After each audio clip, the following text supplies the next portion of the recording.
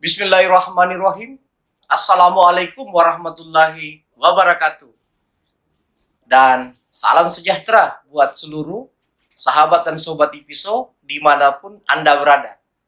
Berjumpa lagi dengan saya, Swadi Idris Amir, tentunya di acara kesayangan kita Ipiso, Rumah Edukasi. Sahabat dan sobat Ipiso, pada kesempatan kali ini saya telah kedatangan tamu yang akan menjadi narasumber pada diskusi pada kesempatan kali ini. Pada kesempatan kali ini kami mengangkat tema meraba-raba resapel kabinet Jokowi Kiai Haji Ma'ruf Amin. Kenapa? Karena isu resapel ini lagi menghangat sahabat dan sobat Ipiso.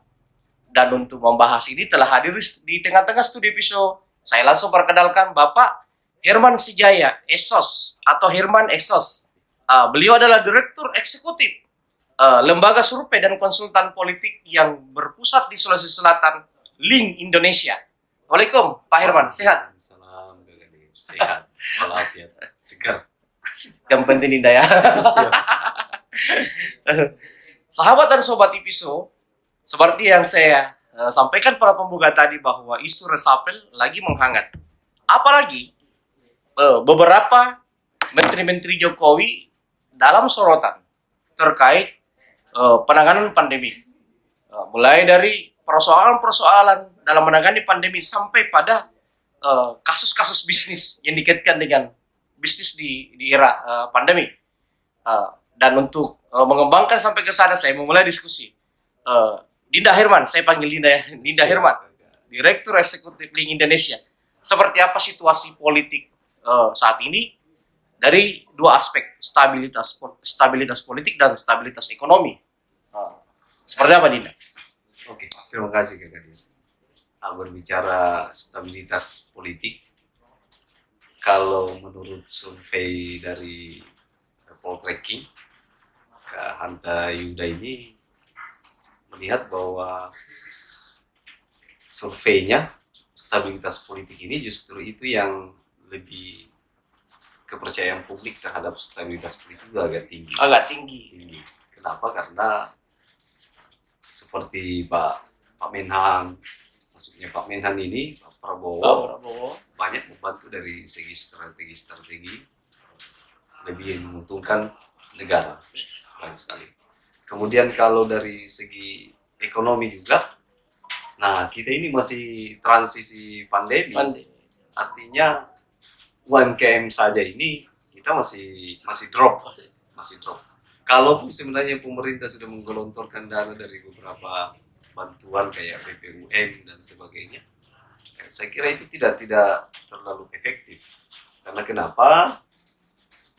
Data yang diambil oleh Menteri Koperasi ini kadang tidak sesuai dengan di lapangan. Fakta lapangan. Kemudian Mensos, di data-data Mensos ini kemarin kita lihat yang dipertontonkan di sosial media, di TV, Ibu Menteri ini ngambek gara-gara datanya nggak sinkron. Tidak sinkron ya. Jadi kalau kita katakan ekonomi di masa pandemi ini kita masih merangkak. Secara pribadi kemudian by data dari Poltreking.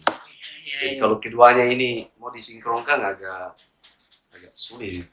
Hadir. Karena kenapa? Itu tadi satu pincang di satu stabilitas politik ini menurut kepercayaan publik itu di atas. Di sisi lain pembatasan kayak PPKM, kebijakan terkait dengan pandemi ini yang membuat ekonomi merangkak. Itu yang jadi persoalan terkait dengan faktor ekonominya. Bahwa ekonominya kita di Indonesia. Pemerintah ini sebenarnya sudah luar biasa dengan upaya yang dibuat kebijakan regulasi, namun fakta di lapangan ini masih merangkak. Karena indikator yang saya pakai itu Kak Kadir adalah UMKM. Kalau UMKM ini yang familiarnya itu naik kelas, artinya pertumbuhannya itu juga naik kelas. Tapi sekarang kan banyak sekali bahkan teman-teman di penggiat UMKM ini yang gulung tikar. Gulung tikarnya kemudian ruginya Cukup. Jangankan berkembang ya, malah yang sudah aktif harus gulung tikar lalu ditambah lagi dengan drop. Betul, baik. Pembuka dari Dinda Herman, Esos, atau lebih familiar Herman Sejaya, Direktur Eksekutif Link Indonesia. Dinda, apakah isu reshuffle yang saat ini lagi viral atau lagi trending topik lah, itu sudah tepat? Apakah memang sudah waktunya Pak Jokowi memikirkan untuk melakukan reshuffle? Kacamata Dinda sebagai Direktur Link Indonesia. Nah, berbicara reshuffle ini, Kak Kadir, saya kira sudah tepat kalau kabinet Indonesia Maju ini di reshuffle. Karena kan ada 4 bagi saya itu. Yang pertama adalah karena Panglima ini akan pensiun. Tentu dengan Pak Marsikal Hadi ini punya posisi strategis untuk harus ditarik masuk di kabinet Indonesia Maju. Kemudian hampir berakhir masa jabatan. Masa jabatan ini yang sudah berjalan 3 tahun. Ya saya kira sudah saatnya Pak Jokowi ini untuk mengevaluasi ya kinerja para pembantunya. Nah, kemudian dari segi politiknya ini kan oposisi Partai Amanat Nasional ini sudah digadang-gadang akan ditarik masuk dan disiapkan jatah menteri. Iya. Saya kira tarik menarik antara Pak Presiden ini dengan ketum PAN sudah ada jelas. Bargaining itu sudah ada ketika kita mau menggait, ayo bergabung dengan posisi inilah, posisi itu akan terjadi. Memang terlihat seperti itu. Kemudian yang keempat itu tahun politik. Nah, dari kacamata saya kalau melihat Jokowi ini, Pak Presiden, tentu dengan berakhirnya kemudian tahun-tahun politik ini, dia akan memasang strategi memperkuat posisi kuda-kuda politiknya. Iya, betul Kak Gadir. Karena kenapa? Pembantu-pembantu ini harus berkomitmen dengan beliau bahwa saya jadi presiden, kemudian teman-teman membantu saya, Pak Menteri ini, bagaimana caranya saya bisa menatap lebih indah di 2024. Betul. Dalam arti kata bagaimana posisi politik Jokowi itu semakin kuat dengan strategi reshuffle itu. Ya, baik. Sahabat dan sobat IPISO, pendalaman dari Direktur Eksekutif Link Indonesia Dinda Herman Sejaya, saya langsung dalami dan kembangkan diskusinya. Baik Dinda, ini kalau dilihat kondisi di lingkaran istana, ada beberapa tokoh menteri yang namanya kelihatannya dikaitkan pada masalah. Entah benar atau tidak, ya biarkanlah beliau yang mengklarifikasi itu. Tetapi kita saat ini lagi memantau Pak Erick Thohir, Pak Luhut ini dikaitkan dengan bisnis PCR ya. Sebuah bisnis yang terkait dengan persoalan pandemi. Karena terkait pada penanganan pandemi. Soal itu. Kemudian sebelumnya Kepala Staf Kepresidenan Muldoko pun dikaitkan dengan kisru-kisru politik dengan Demokrat dan menyeret nama Pak Presiden. Menurut kacamata kita, ketiga menteri ini apakah akan terpengaruh pada reshuffle ataukah mungkin kekuatan mereka itu akan mampu membuat mereka bertahan pada reshuffle nanti? Tidak. Kalau terkait itu yang memang trending topik antara KSP Muldoko dengan Pak Luhut dan Pak Erick Thohir. Kalau publik akar rumput, mungkin cara berpikirnya bahwa mereka ini pembuat gaduh. Membuat masalah di negeri ini semakin carut marut, apalagi kita ini masih dalam kondisi pandemi. Betul. Lalu membuat onar, menjadikan ladang, itu yang dianggap. Kalau saya pribadi, apa yang dilakukan Muldoko ini tentu sudah punya pion-pion tersendiri, sehingga kedepannya ini gampang atau mudah untuk mengambil strategi yang kemudian misalnya kalau kisruhnya dengan Demokrat. Partai Demokrat ini, apalagi dibantah dengan tuntutannya di mahkamah terkait dengan ADRT ini.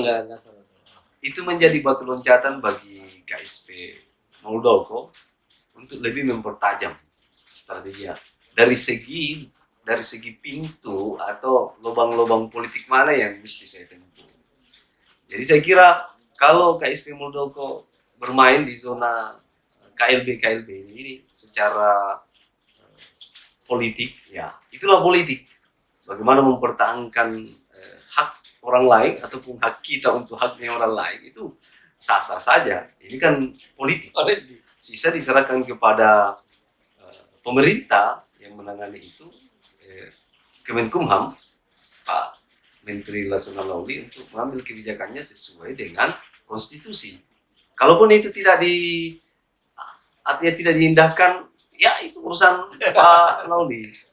Kemudian Pak Luhut ini yang santer sekali dengan bisnis PCR. Iya, PCR, betul. Di media sosial.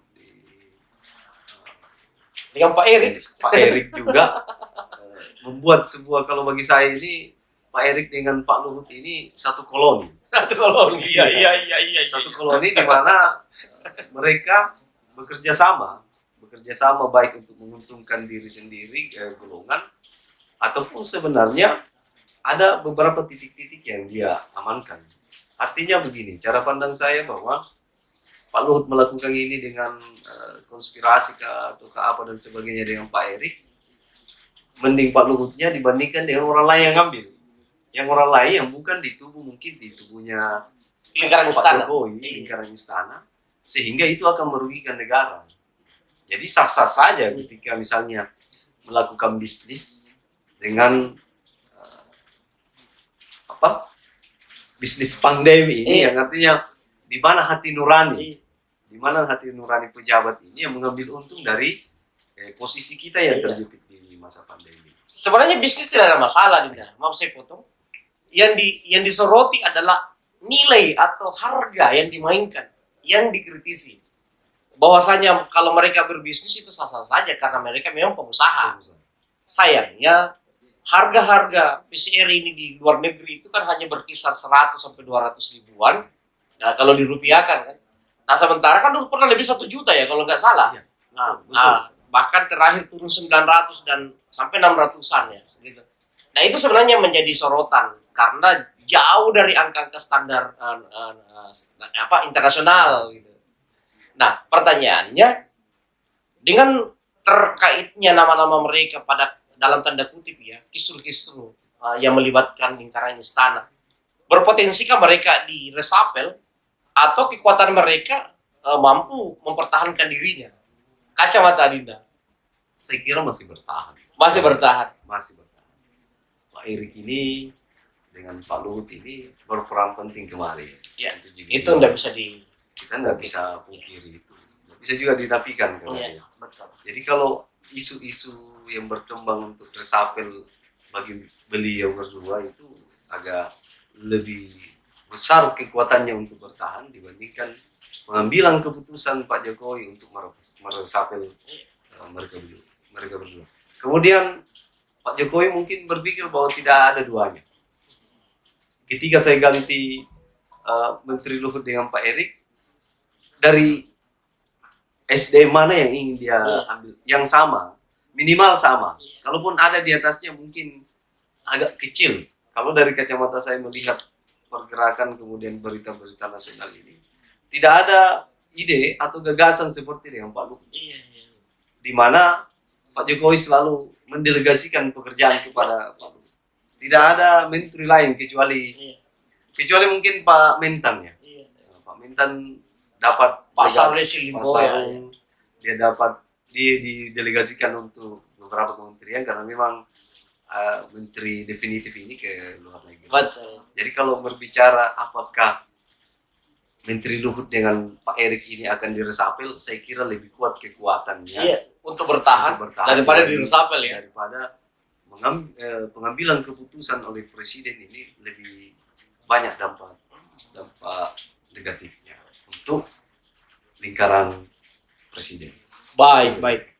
Sahabat dan sobat IPSO, semakin seru diskusi berdua bersama Direktur Eksekutif Link Indonesia, Dinda Herman Sigaya. Kami semakin dalami. Ini kalau dilihat situasi politik dengan masuknya PAN, saya sepakat bahwa kemungkinan besar PAN akan masuk dengan analisisnya Dinda Herman tadi. Apakah ada kemungkinan satu atau dua partai dari koalisi Jokowi itu menarik diri? Dan partai apa yang berpotensi kalau ada? Dan tentu ketika PAN masuk, pasti ada yang dirugikan. Kecenderungan mana dirugikan? Apakah menteri dari jalur politik atau menteri dari jalur profesional? Luhut dengan Erik kita kenal dari jalur profesional. Kalau dikatakan aman, maka yang berpotensi terganggu bisa saja jalur profesional yang lain atau jalur partai politik. Kacamata Dinda Herman. Nah, ini yang semakin tajam untuk mengiris siapa-siapa yang akan dirugikan di lingkaran Indonesia Maju ini. Saya kira PAN juga ini setelah kemungkinan dijanji akan beberapa reshuffle, mungkin menteri luar negeri. Menteri luar negeri. Ya. Atau kalau bukan menteri luar negeri, hasil bacaan saya yang menguat juga ini adalah menteri lingkungan hidup. Menteri lingkungan hidup. Berarti Nasdem loh. Iya. Kemungkinan. Kehutanan dan lingkungan hidup. Kehutanan dan lingkungan hidup. Berarti kemungkinan Nasdem akan berkurang jatah menteri dan diambil PAN. Iya, boleh jadi. Itu akan terjadi. Kalau seandainya itu terjadi, apakah Nasdem sesuai dengan, kan banyak juga analis yang mengatakan Nasdem ini tinggal mencari pemicu, tinggal mencari sebab untuk keluar dari lingkaran istana. Apakah itu bisa menjadi pemicu untuk mereka keluar dalam kacamata Dinda Herman? Kacamata saya, Kak Kadir, itu boleh jadi. Tapi kalau dari segi kedewasaan Ketum Surya Paloh, saya kira beliau bukan politisi ecek-ecek ya. Baperan. Justru beliau Ketum ini banyak strategi-strategi khusus yang kadang tidak dipikirkan oleh politisi lain, apalagi ketum-ketum lain. Jadi kalau misalnya baper kemungkinan itu terjadi, ya saya kira enggak lah.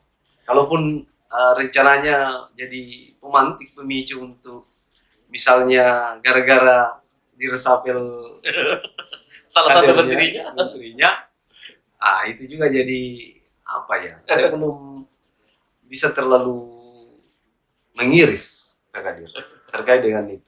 Karena kan dari segi menteri yang ada di lingkaran Indonesia Maju ini, masing-masing porsinya ini sangat selektif. Jadi kalau gara-gara PAN masuk untuk merugikan salah satu menteri-menteri yang selektif ini, ya, saya kira agak bagaimana gitu, agak seksi ini. Baik. Mari kita dalami, Dinda. Ini kan kalau dari menteri dari jalur profesional itu kan menteri pendidikan.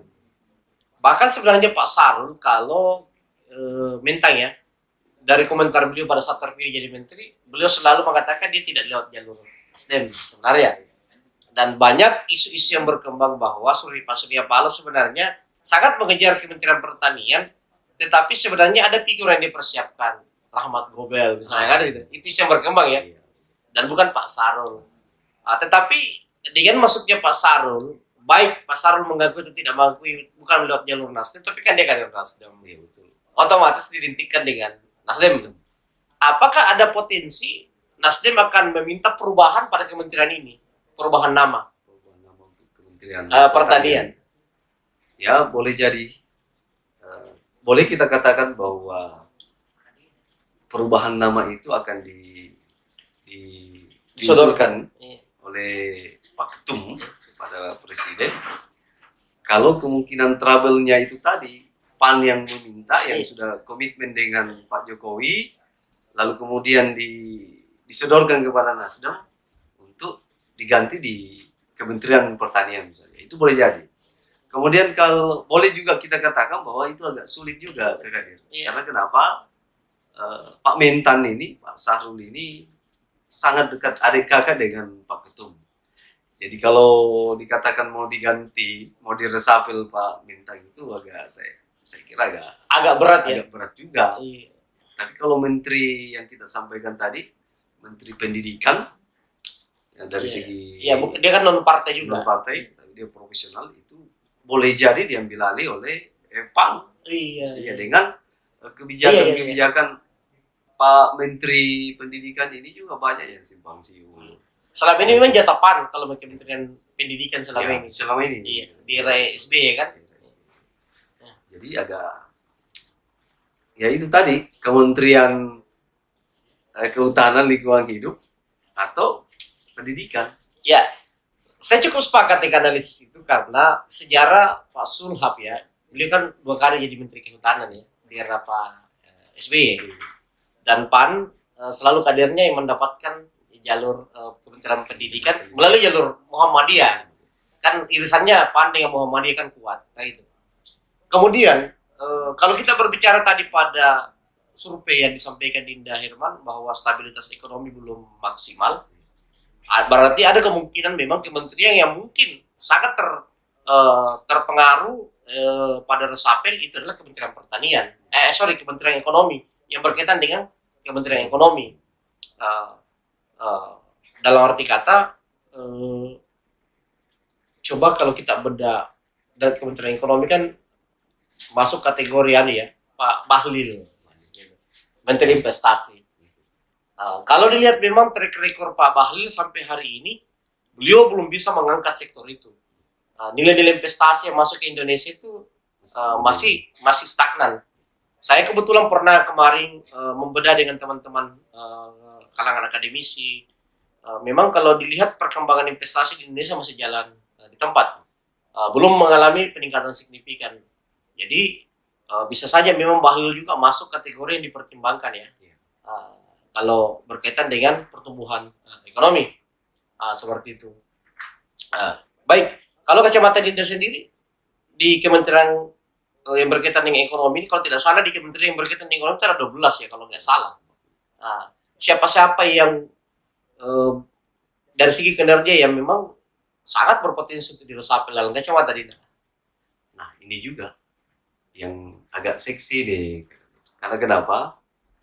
Terkait dengan perekonomian, untuk peningkatan perekonomian ini, nggak satu kementerian. Di situ ada 12. Iya, di situ ada 12 yang terkait, yang tergantungan untuk meningkatkan tingkat perekonomian. Namun yang saya katakan tadi bahwa pada saat ini UMKM kita ini yang selalu digenjot untuk naik kelas ini, itu masih jalan di tengah.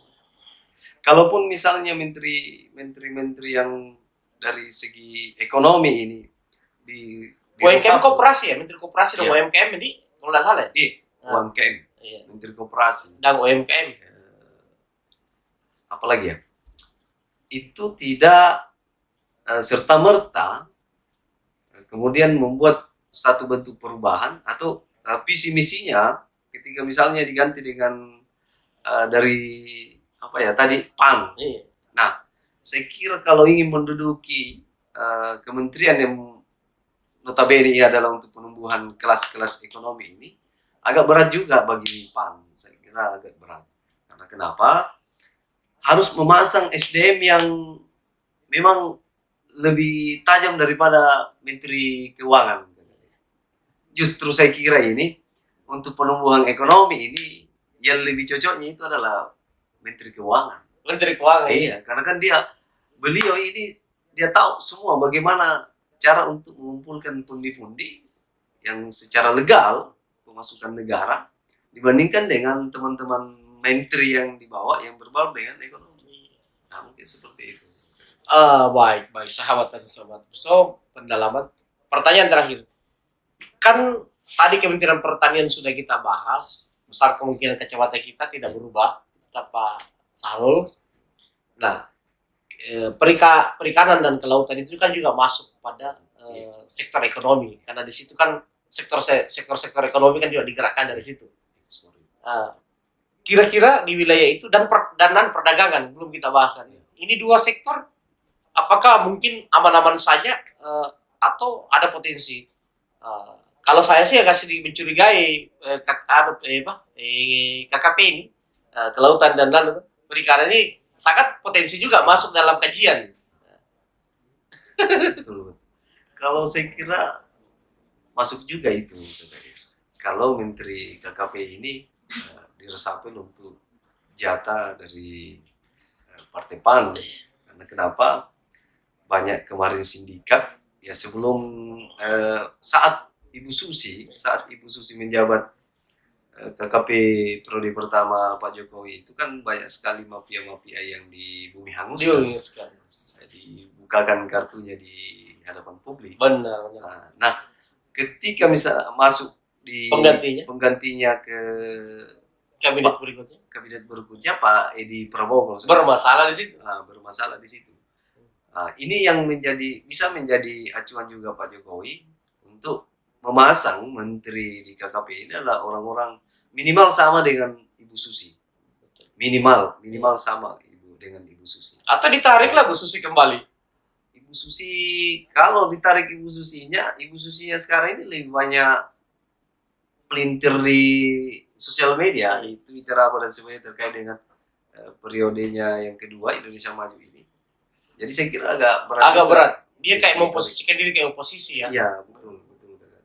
Wow. Jadi agak ada peluang juga di KKP untuk diresapel. Kan selain kan resapel ini saya yakin bukan hanya untuk PAN, tapi juga sangat terbuka bagi kelompok profesional yang lain. Dan kemungkinan juga mungkin dari kelompok partai tapi tetap jatah partai itu sama, mungkin kementeriannya atau figurnya yang minta diganti ya. Seperti itu bisa terjadi? Sepertinya itu yes. Kalau tadi kita berbicara dengan UMKM atau ekonomi, cocok juga ini Ketum Perindo. Nah, Ketum Perindo ini kan ya pebisnis besar yang sama dengan Pak Erik, Pak Sandi. Dia lebih cocok untuk menjadi menteri dari kalangan ditarik dari kalangan. Karena dia sebenarnya dua. Dia dari parpol dan dia juga seorang pengusaha profesional. Bagaimana dengan figur seperti Khairul Tanjung, Andi Amran Sulaiman? Apakah layak untuk ditarik kembali? Kan ini tentu dalam diskusi ini kita juga patut memberikan masukan kepada Pak Presiden kita. Betul. Kita sebagai pemerhati publik tentu patut memberikan masukan. Bagaimana kedua tokoh ini dalam kacamata kita? Apakah memang sangat layak untuk ditarik kembali? Diusulkan lah gitu. Kalau dari segi kelayakan, saya dari Pak Amrannya. Pak Amran kemarin kan sukses di Kementerian Pertanian. Itu juga bisa menjadi bahan pertimbangan Pak Jokowi untuk menarik kembali Pak Amran. Khususnya yang berkaitan dengan ekonomi ya. Yang berkaitan dengan ekonomi. Karena kan beliau juga pengusaha yang sukses sekali dari usaha-usaha, ada usaha pabrik gulanya beliau. Dari nol lah. Dari nol, ASS Building. Dia pengusaha. Kalau dari segi Khairul Tanjungnya ini, dia juga dari profesional, tapi sudah pernah dipakai kemarin oleh Pak SBY. Itu juga agak bagaimana ya? Saya kira berat juga kalau Pak Khairul Tanjung karena sudah ada track record pada saat menjabat Pak SBY saat itu. Berarti Pak Amran jauh lebih potensi ya. Pak Amrannya lebih potensi karena itu tadi keberhasilannya di Kementerian Pertanian periode pertama dari Pak Jokowi. Baik sahabat dan sobat IP, saya bersama Pak Dinda Hirman Sejaya, Direktur Eksekutif Link Indonesia, lembaga survei dan konsultan politik dari Sulawesi Selatan.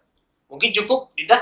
Nanti kita kembangkan pada situasi politik ke depan. Kita lihat seperti apa isu resapel ini dan isu politik ke depan. Jangan pernah berhenti dan jangan pernah menolak untuk diundang ya. Siap. Baik. Untuk edukasi publik.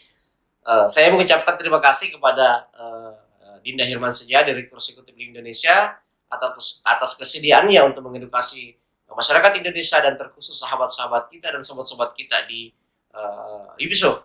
Jadi sahabat-sahabat ini saya peruntukkan bagi senior dan tentu sahabat-sahabat atau teman-teman.